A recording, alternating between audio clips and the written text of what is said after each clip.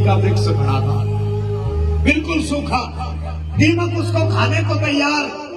सतगुरु महाराज की प्यारी साथ संगत वो जमीन पर जर्जर होकर के गिरने को तैयार। फिर तो संत रविदास जी महाराज उस इमली के वृक्ष के नीचे जाकर के बैठे और जैसे उन्होंने वहां बैठ करके अपने प्रथम दिन के सत्संग को विश्राम किया, अपने प्रथम दिन की साधना को विश्राम किया, तो जानते हो उनके सत्संग की महत्ता कैसी।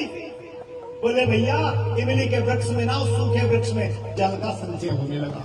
क्योंकि सत्संग क्या करता है, सत्संग चाहे तो समय चक्र को आगे बढ़ा देता है और सत्संग चाहे समय चक्र को पीछे हटा दे सकता। लेकिन क्या है कि सत्संग भी संत रविदास जी महाराज जैसे संत के द्वारा होना चाहिए और भाव भी संत रविदास जी महाराज के समकालीन भक्तों की जैसा होना चाहिए। ये नहीं कि भैया महाराज जी ने जो बताया बोले यही तक सीमित है, फिर घर पर जाकर सब भूल गए ना, ये नहीं। उसे अपने आत्मिक जीवन में भी हमें धारण करना चाहिए, ग्रहण करना चाहिए। तभी जाकर के हम उन संतों की वाणियों पर चलेंगे, तभी जाकर के हम उन संतों की बातों को जब पूरा करेंगे, तभी उन संतों की कृपा हमारे परिवार पर और हमारे जीवन में होगी। सतगुरु महाराज की प्यारी साथ संगत, जानते हो संत रविदास जी महाराज जैसे ही वहां बैठ करके प्रथम दिन की साधना को पूरा किया, प्रथम दिन के सत्संग को पूरा किया ना, तो उस इमली के वृक्ष में जल का संचय होने लगा। दूसरे दिन के सत्संग को विश्राम किया, उस इमली के वृक्ष में हरियाली आने लगी। तीसरे दिन के सत्संग को विश्राम किया, नन्ही नन्ही पत्तियां निकलने लगी। चौथे दिन के सत्संग को विश्राम किया, वो पत्तियां टहनियों में बदलने लगी। पांचवें दिन के सत्संग को विश्राम किया, इमली का वृक्ष हरा भरा हो गया। और छठवें दिन के सत्संग को विश्राम किया, इमली के वृक्ष पर फूल खिलाए। सातवें दिन के सत्संग को विश्राम किया, बड़ी दूर दूर तक उसकी शाखाएं फैल गई। जैसे ही आज उस मेले में आए हुए साधकों ने इस नजारे को देखा, इस कृत्य को देखा, तो गुरु रविदास जी महाराज की सत्संग की ज्ञान की चर्चा पूरे मेले में फैल गई। जिस प्रकार से सूखी घास में वायु के वेग से अरे अग्नि क्षण भर में फैल जाती है पूरी घास में, उसी ही प्रकार से गुरु रविदास जी महाराज के ज्ञान की चर्चा पूरे मेले में फैल गई। देखते ही देखते जैसे जैसे लोगों की भीड़ बढ़ती जाती, वैसे वैसे वो इमली का वृक्ष भी विस्तार करता जाता। ये सदगुरु महाराज की लीला है, ये सतगुरु महाराज की सच्ची साधना की लीला है।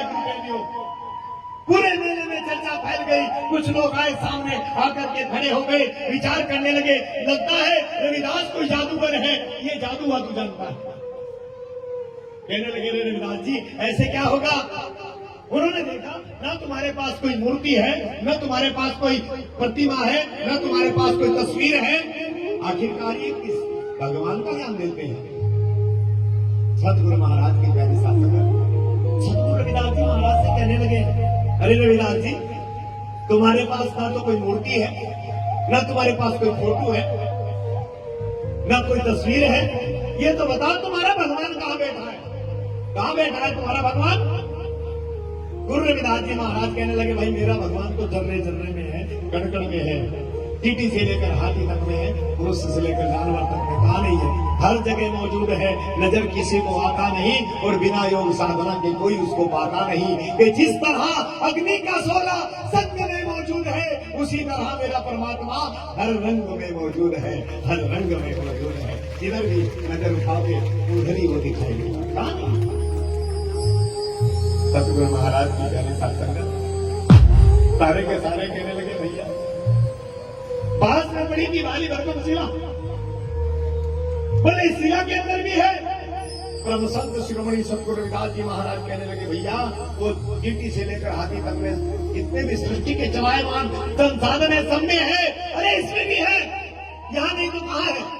जब मिट्टी के छोटे से कण में अगर परमात्मा नहीं होगा तो भैया बीज वपन करने के बाद बीज अंकुरित नहीं होगा। क्यों नहीं होगा? क्योंकि वहां पर 5 तत्वों का प्रभाव नहीं होता, और जहां 5 तत्वों का प्रभाव रहता है वहां पर साक्षात परमात्मा विद्यमान रहता है। बोलिए परम संत शिरोमणि सतगुरु रविदास जी महाराज। सतगुरु भेजियो जानते हो क्या हुआ?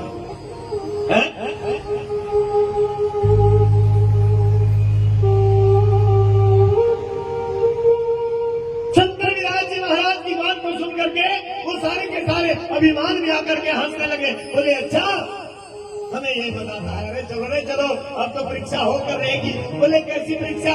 बोले सिरा दिलाने की परीक्षा, ठाकुर दिलाने की परीक्षा। हम भी अपनी ठाकुर लेकर के आएंगे और रविदास जी तुम भी अपने निष्ठा